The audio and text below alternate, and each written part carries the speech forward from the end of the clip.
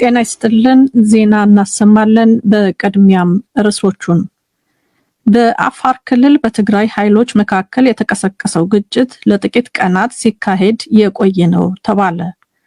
የኢትዮጵያ ፖለቲካ ፓርቲዎች የጋራ ምክር ቤት ከ7ኛው አገር አቀፍ ምርጫ በፊት የህገ መንግስት ማሻሻያ እንዲደረግ ጠየቁ። የጋራ ምክር ቤቱ ማሻሻያውን የጠየቀው የአብላጫ ድምጽ የምርጫ ስርዓትን የሚከተለው የሀገሪቱ የምርጫ ስርዓት እንዲቀየር ለማድረግ ነው። በአልፋሽር በሱዳን ፈጥኖ ደራሽ ኃይል ከተያዘች ወዲህ 7 ጋዜጠኞች የደረሱበት አልታወቀም ተባለ። ሱዳን የፈጥኖ ደራሽ ኃይሉ በአሸባሪነት እንዲሰየም ጠየቀች።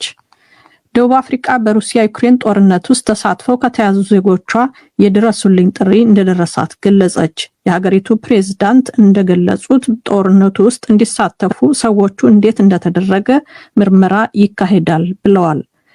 እስራኤል ከግብጽ ጋር በሚያዋስናት ድንበር ላይ የተዘጋ ወታደራዊ ቀጠና አወጀች። የሀገሪቱ መከላከያ ሚኒስቴር እንዳስታወቀው እርምጃው ህገወጥ መሳሪያ ዝውውርን ለመቆጣጠር ያለመ ነው። ዜናው በዝርዝር በአፋር ክልል በትግራይ ኃይሎች መካከል የተቀሰቀሰው ግጭት ለጥቂት ቀናት ሲካሄድ የቆየ ነው ተባለ።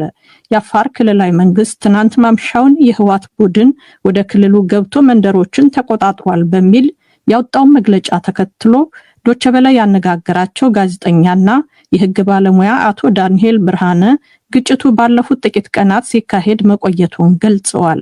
ግጭቱ በትግራይ ኃይሎችና ፈንግጠው በወጡ ታጣቂዎች መካከል የተካሄደ ነው የሚሉት አቶ ዳንኤል ጉዳዩን የሚያዩት በፌዴራል መንግስቱና በህወሓት ማዕቀፍ ስር ነው።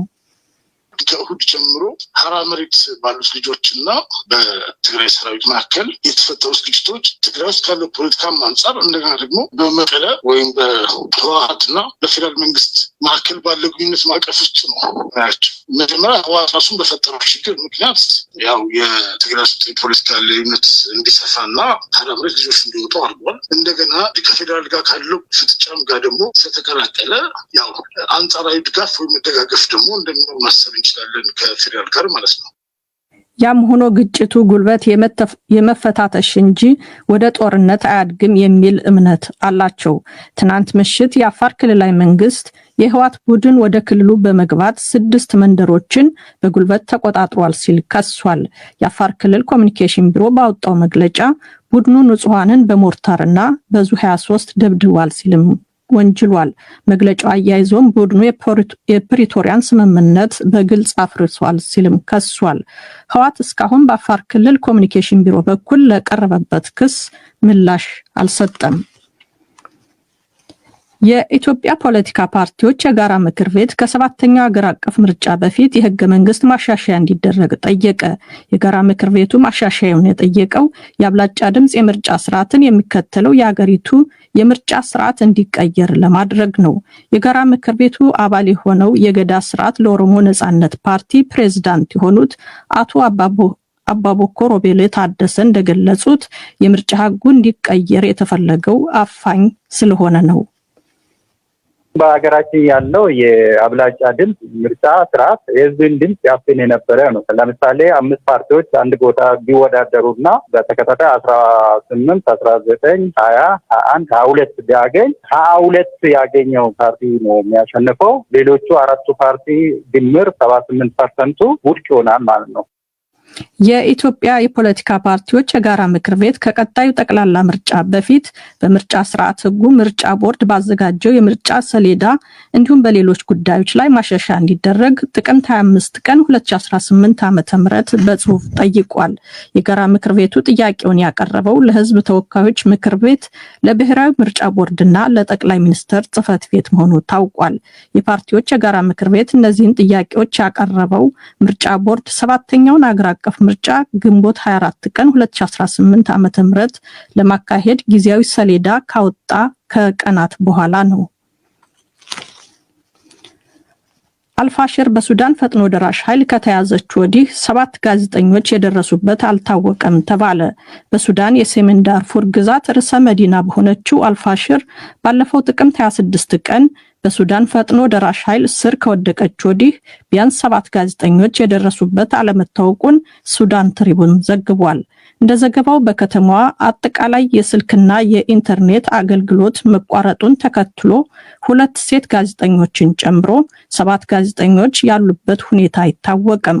አልፋሽር በታጣቂ ቡድኑ ስር ከመውደቋ በፊት 20 ጋዜጠኞች በከተማ ውስጥ እንደነበሩም ተመልክቷል።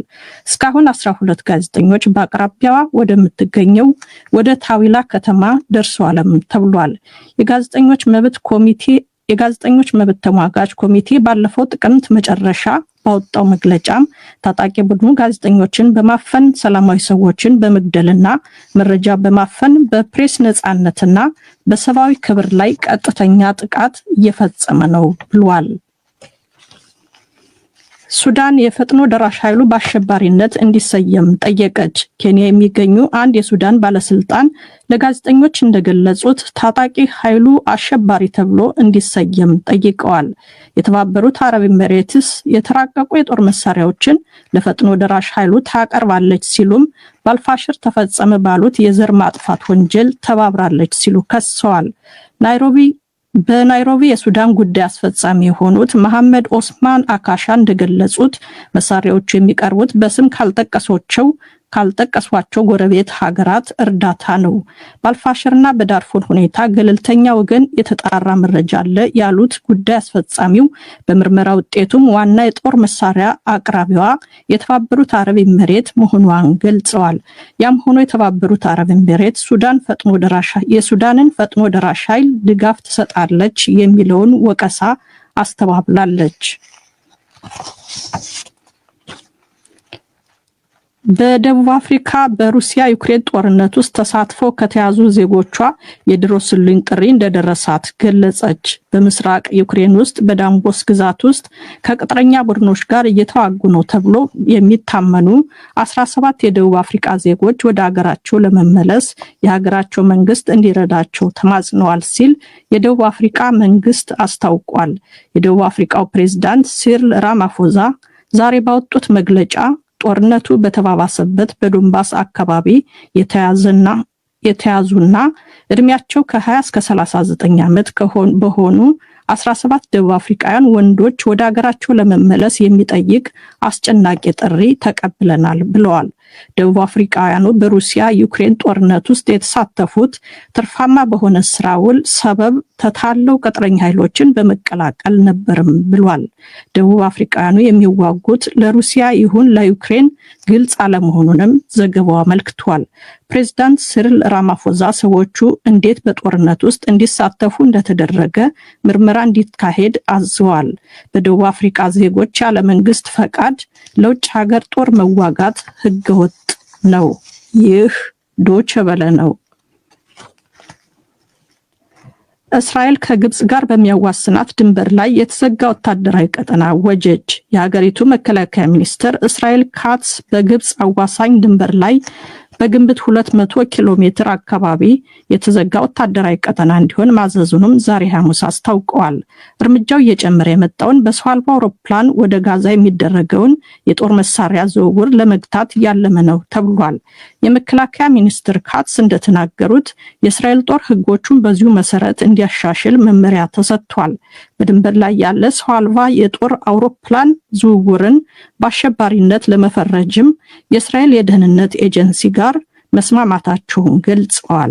በሰው አልባ አውሮፕላን የሚደረገው የጦር መሳሪያ ዝውውር የጋዛ ጦርነት አካል ሲሆን ይህም ጠላቶቻችንን ለማስታጠቅ ታስቦ ነው ብለዋል። ይህንን ለማስቆም ማንኛውንም ዘዴ ጥቅም ላይ ይውላል ሲሉም የመከላከያ ሚኒስትሩ ተናግረዋል።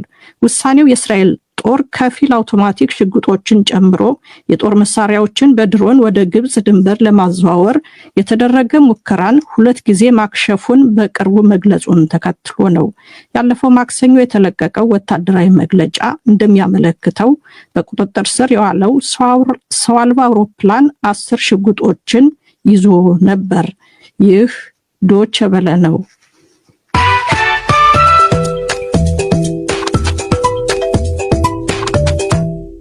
ዜናውን ከማጠናቀቃችን በፊት ዋና ዋናዎቹን ላስታውሳችሁ።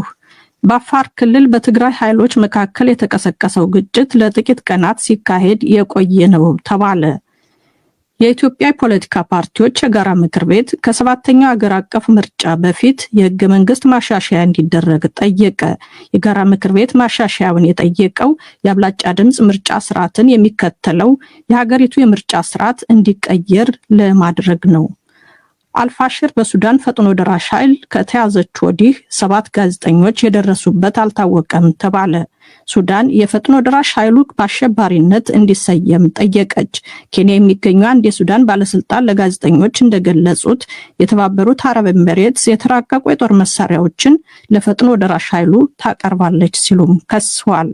ደቡብ አፍሪካ በሩሲያ ዩክሬን ጦርነት ውስጥ ተሳትፈው ከተያዙ ዜጎቿ የድረሱልኝ ጥሪ እንደደረሳት ገለጸች። እስራኤል ከግብጽ ጋር በሚያዋስናት ድንበር ላይ የተዘጋ ወታደራዊ ቀጠና ወጀች። የሀገሪቱ መከላከያ ሚኒስቴር እንዳስታወቀው እርምጃው የተወሰደው ህገወጥ የመሳሪያ ዝውውርን ለመቆጣጠር ነው። ዜናው አበቃ።